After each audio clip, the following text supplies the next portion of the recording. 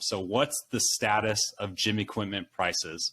Are they going to continue to rise, fall, or stay the same? Who wants it first? Dylan, I know you have thoughts on this. Gym equipment prices. It really depends on a company by company basis. Companies who job out all of their manufacturing, their prices have gone up. They will go up further, and they will not go back down for any time within the near future. Companies that do their own manufacturing or have invested into tooling and processes to be able to mold their products, who have more control and less middlemen within their products, it really depends on their sales route. If they're selling through distribution, their prices may or may not be reflected as going up. If they sell direct, they have more control, and therefore their prices will probably stay rather stagnant.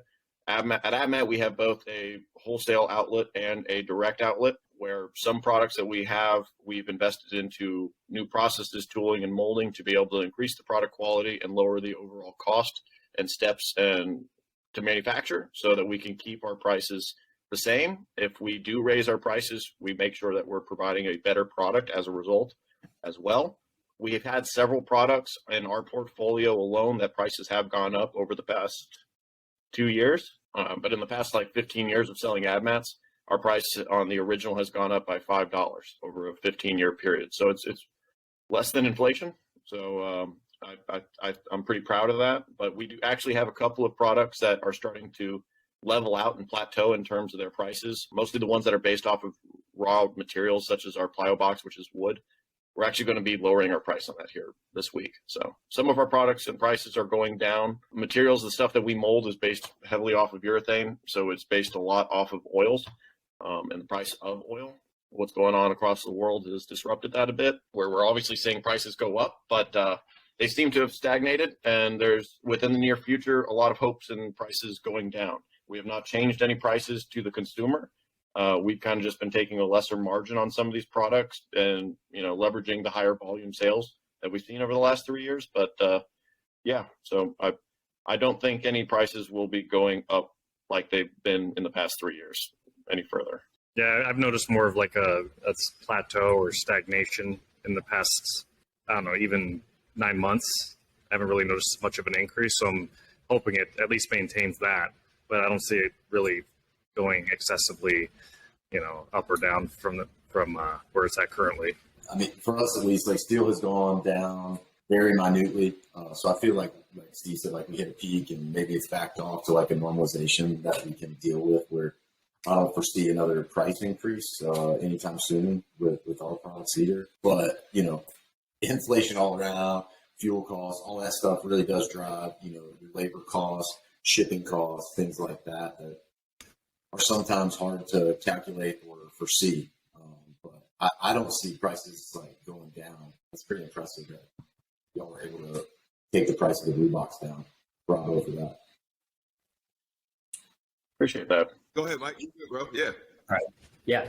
Our prices have sort of been level for a while, if not increasing like $1 or $2 here or there. What we've been doing is trying to keep our prices a little lower on the website, and then having slightly higher prices on Amazon, eBay, Walmart, because they charge higher fees. The only time we have to go up in price is usually because the post office charges more for shipping.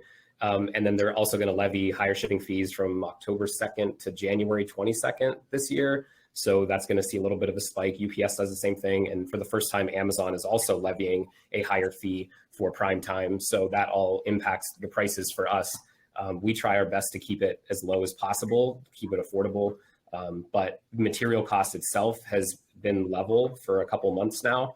So we're just trying to do our best with keeping the fees down as best as possible. And some we can control, some we can't.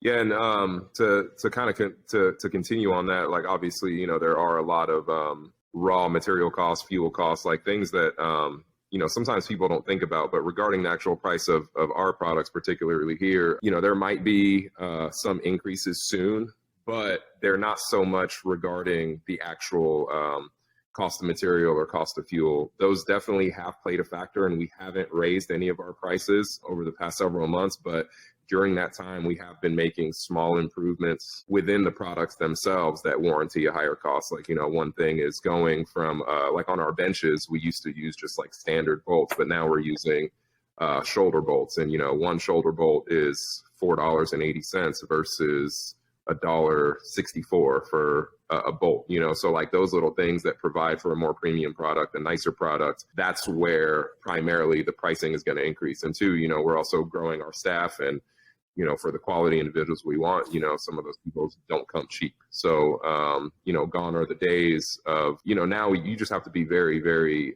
aggressive and competitive with what you're paying people. And it's just is what it is. If you're trying to, you know, offer people bottom of the barrel style payment, then those are the types of individuals you're going to get. And, you know, we're trying to assemble a team of people that are truly passionate, that care about the end product, not just come in here to, you know, clock in and clock out. And so, again, too, that's another component of it, because the labor game has changed drastically over the last couple of years. Those are kind of the two areas where primarily why, you know, people might see slight price increases. It's going to be not anything crazy, maybe 5 to 7% on some things. But when we experience this huge surge of, you know, the fuel costs increasing, the steel prices increasing through, you know, the spring that we experienced this past year, you know, nothing increased. But, you know, now that we're starting to settle into some of the new components, you know, component improvements of certain pieces, that's primarily why certain things will go up on our end. One thing that we're doing here, to which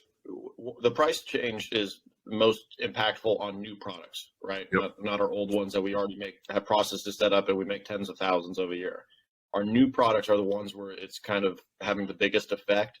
We're releasing a product in the next 2, 3, 4 weeks with Kelly Starrett, a really cool, innovative product. We've decided this time we're going to try something new. We always try to just make the best product we could possibly make, and that's what we release. This one, we decided once we made that product, it was a little rich in cost. So we ended up making a cheaper version that we'll be releasing, as well as our premium version, to give really the community a choice when it comes to purchasing. You know, one's not substantially better than the other. One will hold up and be much better for a commercial gym setting, and is a little bit bigger and was the best that we could possibly do. The other one was sacrificing some of those best qualities in order to make it extraordinarily competitive in price. So we're going to be testing out this model here with this new release, and if it's successful and we see a huge influx in terms of the lower cost version, then it's probably something that we'll end up keeping in mind and doing for future product release. All that makes sense. So to summarize, it sounds like prices will likely stay pretty similar unless like for example, Patryk's pretty much advancing the product. So that's why the costs are going up, and also labor and those sorts of things. But overall, doesn't sound like too many fluctuations in cost.